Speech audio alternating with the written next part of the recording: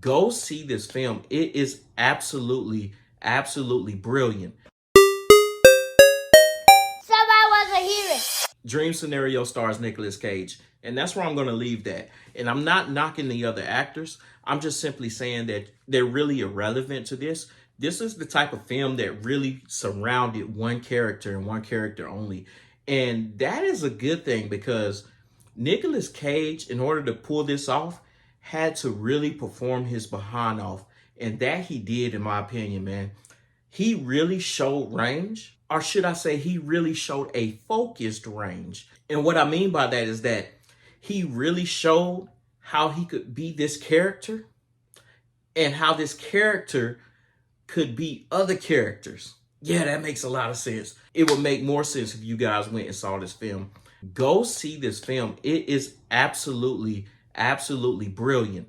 Of course, I went with my wife and she absolutely hated this film. So I thought I would throw that in there just for the naysayers. But I'm telling you, if you guys watch my videos, man, and if I've been nailing it at least 75 to 85% of the time for you, then I am telling you to go see this film. Nicolas Cage portrays Professor Matthews, and he is a professor of, actually, I forget. And that is another point to this guy's character.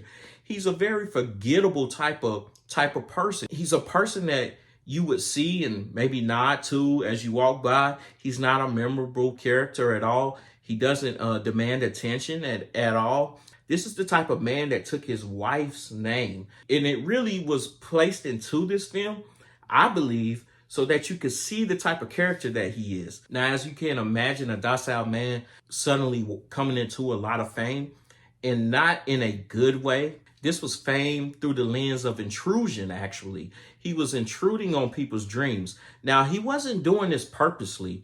I have a working theory that I believe is the reason why he was able to project himself into people's dreams subconsciously. And it has everything to do with the line of work that his life's work. But it was never truly explained, which was a reason why my wife thought it wasn't a good film, because how he was able to go into their dreams was never fully explained. Being in people's dreams and everybody finding out that, hey, man, we dreamt about the same guy. He's a real guy. Then they find out who he is. You can probably imagine how that can take an R return. And R return it did. He found himself battling psychotic people, and it caused quite a few turbulent disturbances in his personal life. So now that you got a gist of what the story is about, let's kind of dive into what I thought was excellent direction.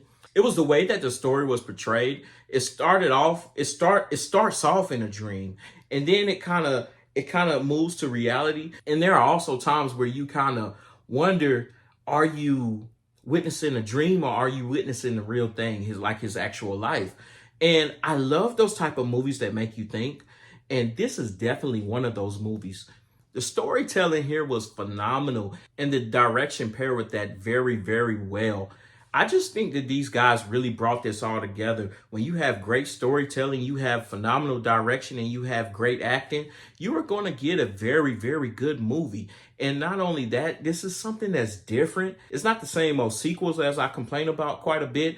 It is original. I haven't seen anything like this, and I may be mistaken.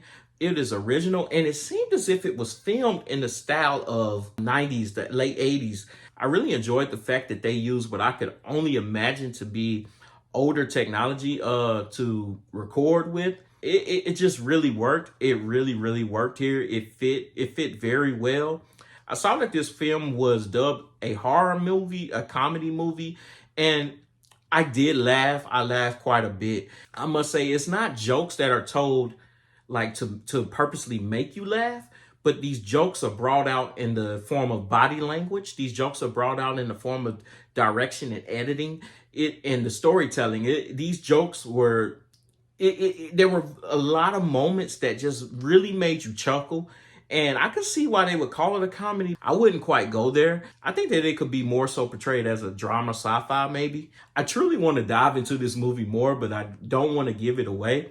But I must say that this was very much so a top performance of Nicolas Cage. I am sticking by that. I am thoroughly impressed with the work that he presented here. Comment below, hit that like button, hit that subscribe button. I'll see you next time.